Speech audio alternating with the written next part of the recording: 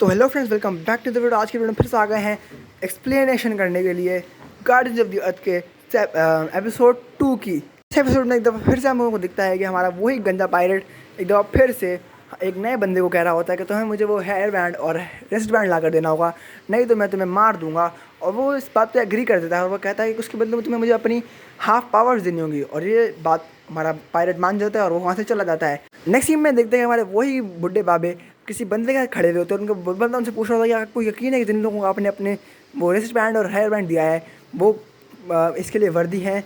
तो वो कहता है हाँ मुझे श्योर है। तो वो कहता है, दोबारा से पूछते हैं कि आप श्योर हैं? तो वो कहता है हाँ भाई मैं श्योर हूँ। फिर वो कहता है अब देखते हैं कि वो अपनी पावर को किस तरह यूज़ करते हैं।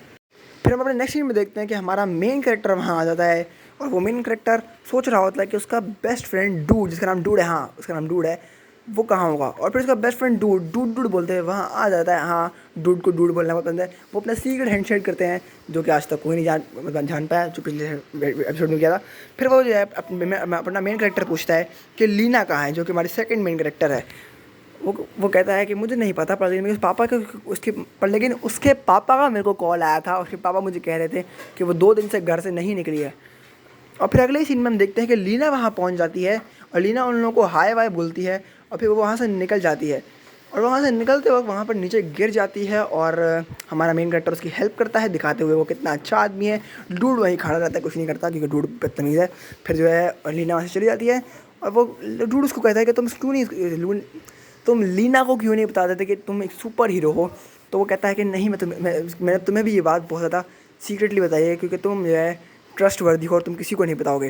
पर और मेरे को और वैसे भी मुझे ये नहीं पता कि कब कौन सा दुश्मन अटैक कर सकता है हमके ऊपर, हमारे ऊपर।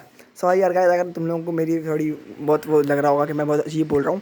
फिर वो तुरंत सिर्फ बाय बोलते हैं और सेम ही डायरेक्शन में चले जाते हैं, अजीब। और फिर हमारे शो का टाइटल सॉन्ग आ जाता है जो कि हर एपिसोड में चेंज हुआ है। Guardians of the Earth, Guardians of the Earth. हमारे अंदर है हिम्मत और जोश, जोश जोश।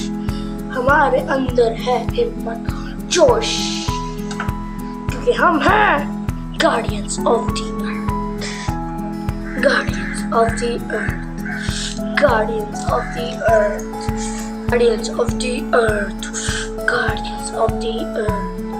Guardians of the Earth, Guardians of the Earth, Guardians of the Earth, Guardians of the Guardians of the Earth, Guardians of the Earth, Guardians of the Earth.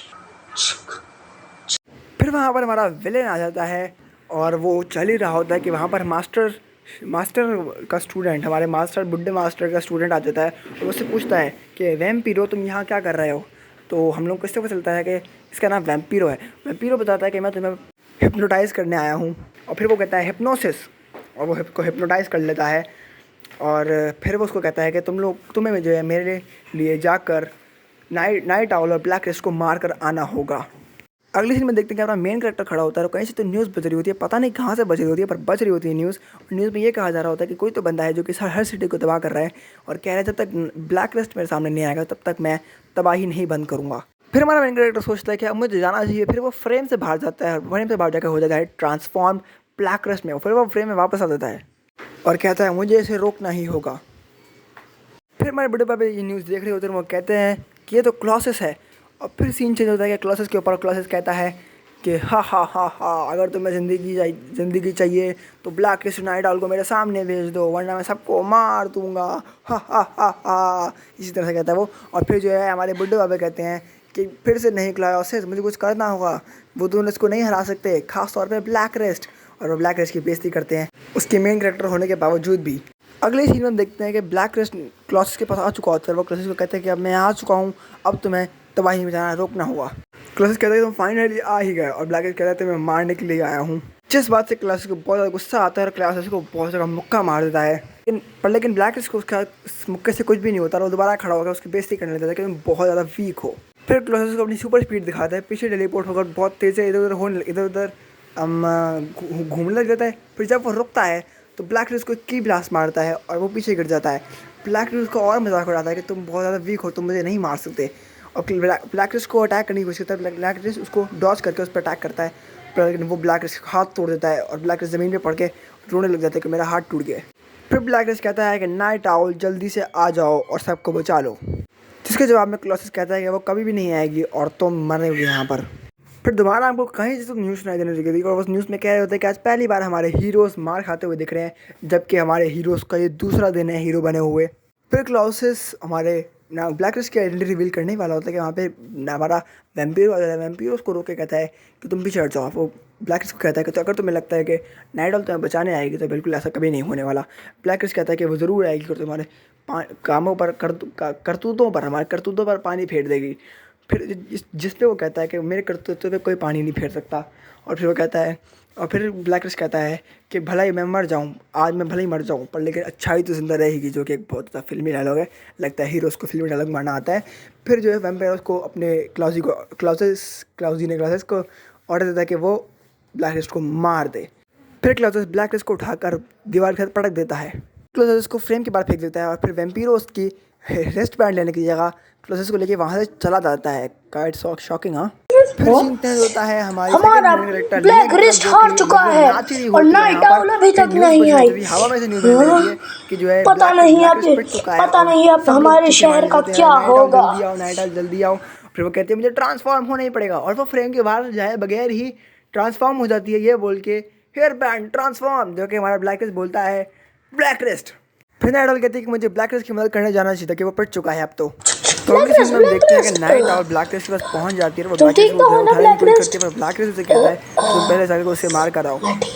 पर लेकिन नाइट आउल बिल्कुल मना कर देती है। पर ब्लैकलिस्ट की काफ़ी इंसिस्ट करने के बाद नाइट आउल उसकी कहती है तुम भी मेरे साथ चलो, हम साथ में मिलकर उसको मारेंगे, क्योंकि सिर्फ हम ही दोनों सुपर हीरोज हैं जो ये कर सकते हैं और ऐसा कोई भी नहीं है और हम लोगों को प्रेपरेशन करनी पड़ेगी, नहीं तो हम नहीं मार पाएंगे।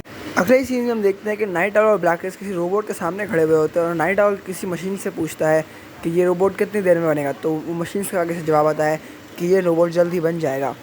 फिर वो लोग उस रोबोट का नाम गनेरा रखते हैं और उसको अपना चौथा टीममेट बना लेते हैं और ये करने के बाद ही वहाँ पर मॉन्स्टर ईटो आ जाता है। हाँ, वही पिछले उसका विलन मॉन्स्टर ईटो वो आ जाता है और वो पूछते हैं क्या चल रहा है यहाँ पर। तो नाइट आउल उस पर भड़क जाता है और उसको कहता है कि तुम कहाँ थे, मैं इतनी देर से पिट रहा था तो तुम कहाँ घूम रहे थे।